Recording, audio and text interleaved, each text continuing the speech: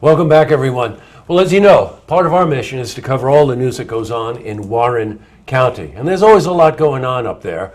And as you also know, we don't editorialize.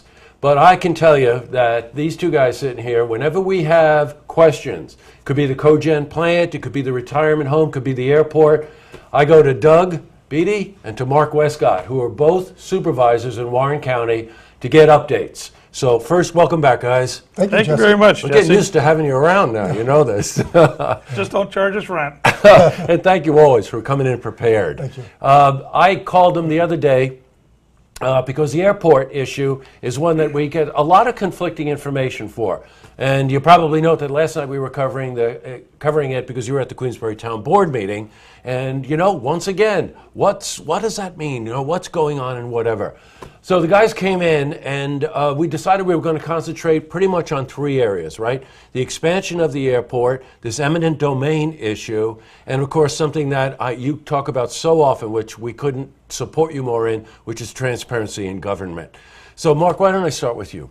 Let's talk about the expansion issue at Warren County Airport. Jesse, we have aggressive plans at Warren County Airport. We're talking about collectively over $10 million of federal taxpayer money, state money, and local money. On a local basis, in 2013, the Warren County deficit at the airport, when you add everything together, was over $1 million. Wow. That's a lot of money to invest in our airport.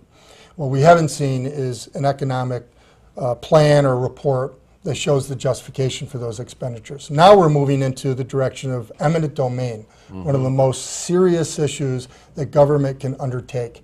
We're questioning the purpose for that and the facts behind it, and that's where the transparency comes in. So we're working hard to try to get the information out to people so they can be informed on what's taking place. Great, thanks. Now, Doug, we've got the expansion issue on the table, this question of eminent domain. Correct. Now, for our edification, some of our viewers, let's just talk about what's involved with eminent domain. Well, eminent domain is simply taking someone's land, a public enterprise, taking their land. In this case, we're going to be taking Mr. McNamee's land. Yeah. Now, the key is this.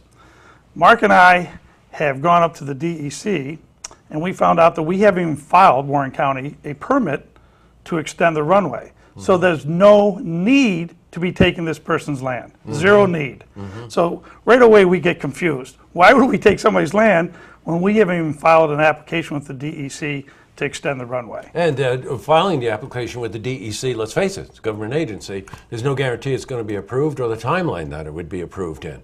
So, you know, here we are talking about taking land. Now they pay for the land, but of course that equation is pretty complex to start with. How you figure out what it's worth, what's being paid for by the federal government, what's being paid for by Warren County taxpayers. Correct. Right. So there's all of those issues.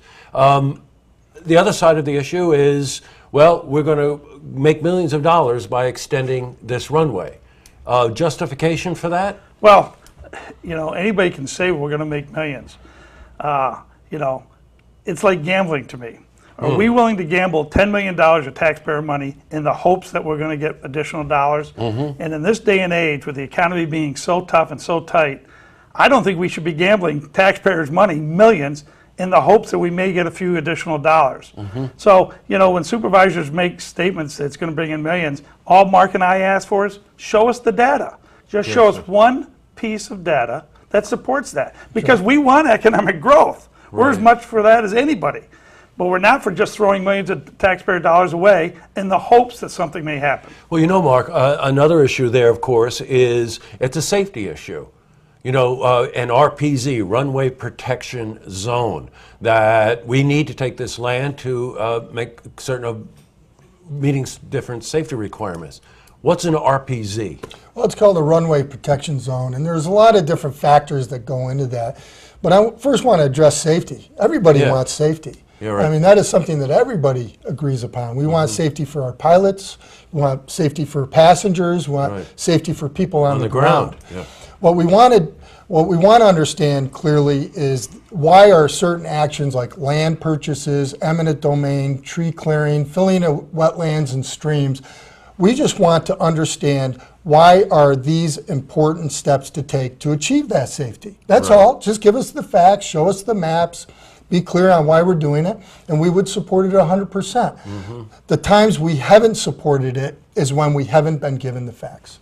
Right, and sometimes the facts are hard to attain. Now, again, we're not editorializing, but there was some talk about wanting to take over certain acres of land for tree clearing, and the trees were already cleared. And I remember thinking to myself, well, wait a minute, is somebody not up to date on the information, or is it true? What's the story with that?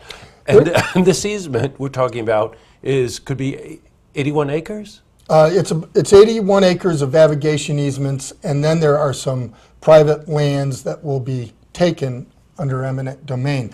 The piece that would be taken under eminent domain, I've been out there. I have pictures of it on my website. The trees have already been cleared. Oh, they have? Okay. They have been cleared, and there are bushes, pricker bushes, and things like that there.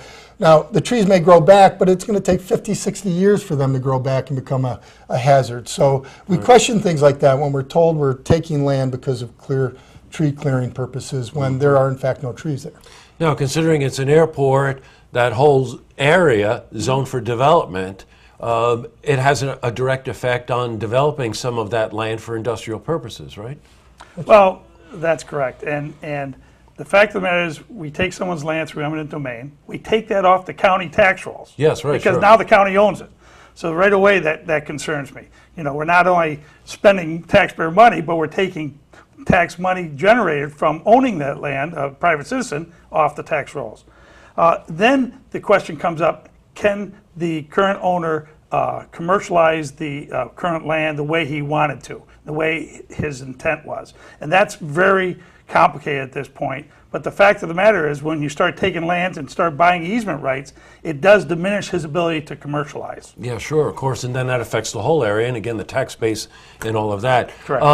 My compliments to you guys. Every time I turn my head, I get another email about this what's going on, and also these town hall meetings. So what's coming up, Doug? Because I know you've got something else that... Yeah, I'm glad you mentioned that. Mark and I are continually trying to get information out to the public, let the public talk, both sides. We encourage other people with different viewpoints to come to our meetings. We almost beg them. Yeah, right. And we're going to have another one. It'll be soon after Labor Day. We'll be announcing it via Mark's newsletter, and also we'll put a little blurb in the paper and so forth of when it's going to be. But it'll be at Crandall Library, and it'll be after Labor Day. Good. These meetings are well attended, by the way. And let's face it, this affects any of us that live in Warren County. This has a direct effect on us. So again, thank you for coming in, guys. We'll meet again right after Labor Day. We never have enough time to get into the nitty-gritty the way you do, but your passion for this and your dedication to it is well noted. So we'll see you after Labor Day, okay? Appreciate it. All right, Thank you, good. Jesse. Thank you, Mark. Thank you, you. Doug. Thank you. To see this interview again, head to our website, looktvonline.com.